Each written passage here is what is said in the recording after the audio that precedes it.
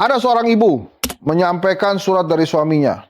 Kepada yang terhormat Bang Henry Satrio, Hensa, penyambung lidah keadilan. Wah, boleh juga nih. Biasanya pengamat politik ternama. Assalamualaikum warahmatullahi wabarakatuh. Waalaikumsalam warahmatullahi wabarakatuh. Ini kayak saya lagi ngebacain request radio itu ya. Saya terinspirasi oleh keberanian Abang menyuarakan kebenaran di sepanjang tahun 2025. Saat rakyat kecil terhimpit dan nurani publik terusik, Abang hadir sebagai penyejuk sekaligus pendorong akal sehat.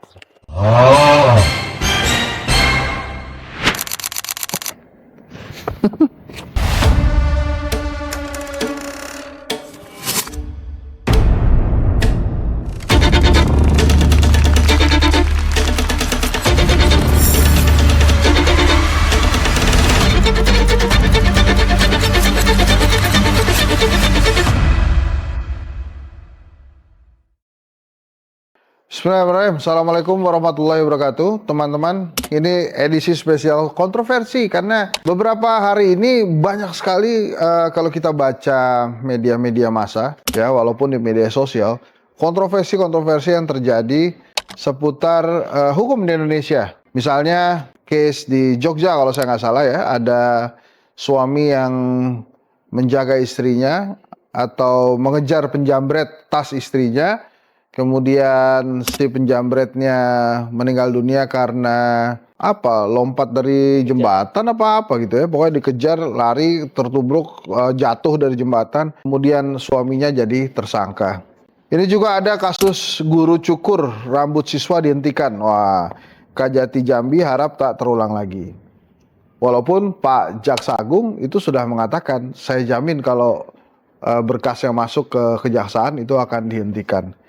Jadi kasus di Sumbaksel ini ada kasus guru honorer yang mencukur rambut siswanya sudah dihentikan dengan restorasi justice. Diharapkan kasus itu tidak terulang lagi. Jadi guru luar biasa sekali tantangannya. Sudah membaktikan diri tapi tetap saja ada tantangan-tantangan yang sulit. Saya anak guru, jadi apapun yang terjadi biasanya saya akan selalu membela guru karena saya memahami bahwa kehidupan guru tidak mudah gitu ya. Nah, kemudian yang ramai juga di masyarakat adalah tentang Muhammad Keri Adrianto Riza. Nah, ini anaknya Riza Khalid ya, yang dituduh sebagai apa yang dipersepsikan sebagai juragan minyaknya Indonesia. Nah, ini ada case yang masuk tentang bisnisnya Keri Adrianto Riza ini. Jadi penasihat hukum Muhammad Keri Adrianto Riza, Hamdan Julfa, menilai dakwaan jaksa penuntut umum terhadap kliennya merupakan karangan. Hamdan menyampaikan pernyataan tersebut seusai sidang di Pengadilan Tindak Pidana Korupsi Jakarta Kamis malam 15 Januari 2026. Selama ini mencari-cari dari mana dasar jaksa menuliskan dalam dakwaan bahwa kerugian negara akibat sewa OTM ini 2,9 triliun. OTM ini PT Orbit Terminal Merak. Tadi rupanya terungkap 2,9 triliun itu adalah nilai sewa OTM Merak selama 2014 sampai dengan 2014. Dalam surat dakwaannya, jaksa menuduh Keri merugikan negara sebesar 9.860.514 US dollar atau sekitar 9,86 juta US dollar serta 2,9 triliun. Adalah 2,9 triliun betul. Jaksa menyebut kerugian tersebut melalui pengaturan penyewaan kapal dan penyewaan terminal bahan bakar minyak dalam tata kelola minyak mentah dan produk kilang Pertamina. Jadi Keri dianggap melakukan hal-hal yang melanggar hukum oleh jaksa. Dalam perkara korupsi Pertamina ini, jaksa menilai total kerugian negara mencapai 285,18 triliun. Wah, ini dia. Atas perbuatannya, jaksa mendakwa Keri melanggar Pasal 2 ayat 1 atau Pasal 3 Junto Pasal 18 Undang-Undang Pemberantasan Tindak Pidana Korupsi. Ini saya nggak ngerti hukum ya, jadi saya baca aja. Jadi menurut media massa ini ya, ini saya baca juga dari Liputan 6. Kasus korupsi minyak mentah, anak Riza Khalid jelaskan soal kerugian 2,9 triliun. Wow. Si Kerry nih.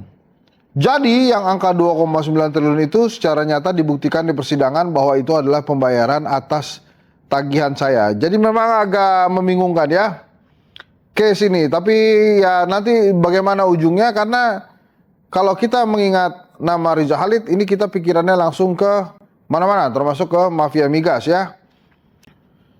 Jadi tolong, tim hukum Kerry, Patra Zen mengatakan persidangan kali ini kembali menepis dakwaan jaksa mengenai adanya kerugian keuangan negara 2,9 triliun rupiah.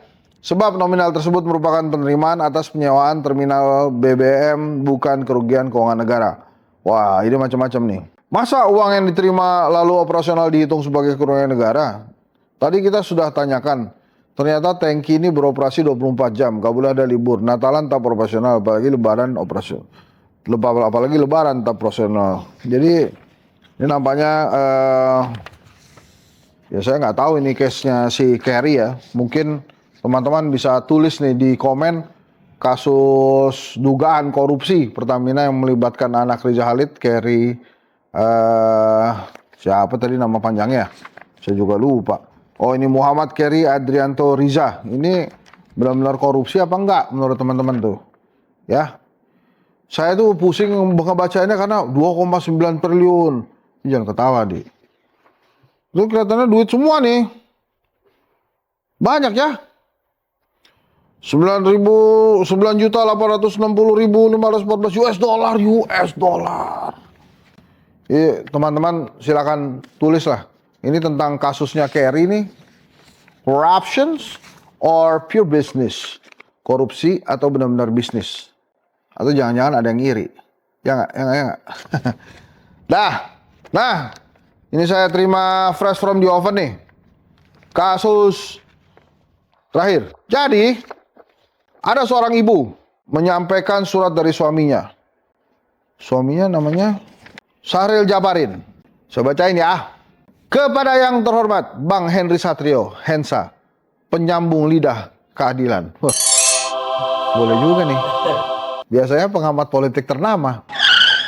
Assalamualaikum warahmatullahi wabarakatuh. Waalaikumsalam warahmatullahi wabarakatuh. Ini kayak saya lagi ngebacain request radio itu ya. Tapi ini serius nih teman-teman. Ini surat dari istrinya Sahril Japarin. Jadi dia ngasih tuh ke saya. Bang Hensa, saya menulis ini dari balik jeruji Rutan Salemba dengan sisa harapan yang masih terjaga. Saya terinspirasi oleh keberanian Abang menyuarakan kebenaran di sepanjang tahun 2025.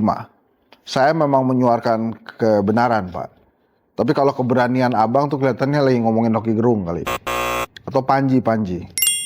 Saya terinspirasi oleh keberanian Abang menyuarakan kebenaran di sepanjang tahun 2025. Saat rakyat kecil terhimpit dan nurani publik terusik, Abang hadir sebagai penyejuk sekaligus pendorong akal sehat.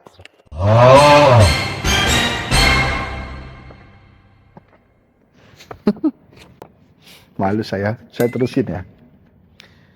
Kini izinkan saya menitipkan sebuah tragedi kemanusiaan yang terbungkus rapi dalam jubah hukum. Wah, ini jadi serius nih saya.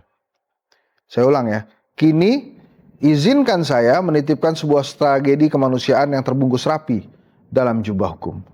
Saya Sahril Japarin yang nulis surat ini, yang istri yang ngirim saya. Saya Sahril Japarin saat ini menghadapi vonis 10 tahun penjara atas tuduhan korupsi di Perum Perikanan Indonesia atau Perindo. Bukan Perindo Partai, ini Perum Perikanan Indonesia. Namun, Bang, ini bukan sekedar kasus hukum. Ini adalah kriminalisasi atas sebuah dedikasi. Maksudnya gimana nih? Ini bukan sekedar kasus hukum, ini adalah kriminalisasi atas sebuah dedikasi. Fakta persidangan menunjukkan kebenaran yang menyayat hati. 1. Pengorbanan yang dihianati. Tak sepeser pun uang negara mengalir ke kantong saya. Justru sebaliknya, saya sampai menjual rumah pribadi demi menjalankan tugas negara, menyelamatkan BUMN yang sedang sekarat itu. 2. Logika hukum yang lumpuh. Saya dihukum atas kerugian yang baru muncul tahun 2018. Padahal sudah serah terima jabatan sejak akhir 2017. Analoginya sederhana. Bagaimana mungkin seorang kapten dihukum karena mesin kapal rusak justru setelah ia turun dan diganti kapten baru? 3. Fakta yang menjadi yatim di meja hijau, bukti-bukti saya seolah tak berarti. Mereka ada tapi diabaikan. Yang paling menyakitkan adalah soal dana MTN. Instrumen bisnis ini nyata-nyata telah disetujui secara tertulis oleh Menteri BUMN, baik penerbitan maupun penggunaannya. Namun, putusan pengadilan dari tingkat PN, PT hingga Mahkamah Agung tetap menyatakan saya bersalah dengan dalil tidak ada izin menteri. Surat itu ada dalam berkas, tapi mata hukum seolah menutup diri darinya. Bang Hensa, jika Ibu Ira Puspadewi, Direktur ASDP yang diberikan rehabilitasi oleh Pak Prabowo. Bang Hensa, jika Ibu Ira Puspadewi bisa mendapatkan rehabilitasi, bukankah kebenaran yang saya perjuangkan juga berhak? Bukankah kebenaran yang saya perjuangkan juga berhak mendapat keadilan yang sama? Ketidakadilan ini tidak hanya menghancurkan hidup saya dan keluarga, tapi juga menjadi teror bagi para profesional BUMN. Bahwa berinovasi bisa berarti masuk penjara. Saya mohon bantuan Bang Hengsa untuk menyuarakan ketidakadilan sistemik ini. Bantulah agar jeritan kali ini sampai ke telinga Bapak Presiden, agar beliau berkenan memberikan amnesti. Ini bukan upaya melawan hukum, melainkan ikhtiar menjemput keadilan substantif yang sedang terasingkan. Jangan biarkan prestasi berakhir tragis di jeruji besi hanya karena fakta-fakta kebenaran sengaja diyatim piatukan oleh sistem. Terima kasih karena Abang selalu berani berdiri di sisi mereka yang dizolimi. Wassalamualaikum warahmatullahi wabarakatuh. Jakarta, 20 Januari 2026, Sahril Sabirin. Jadi nulis dari penjara nih. Saya bacain ya. Jadi dia pernah jadi direktur kelihatannya ya. Terus kemudian dia divonis bersalah atas kebijakan yang dilakukan, yang tidak dilakukan. Karena dia katanya sudah selesai menjabat baru itu perusahaan rugi. Syahrial Japarin. Itu mungkin baru satu kasus. Jadi memang keadilan ini harus segera ditegakkan. Sebuah pekerjaan rumah yang luar biasa bagi aparat hukum dan tentu saja Presiden Prabowo. Terima kasih teman-teman. Silakan tadi yang mau komen-komen terhadap case-case yang saya bacakan. Assalamualaikum warahmatullahi wabarakatuh.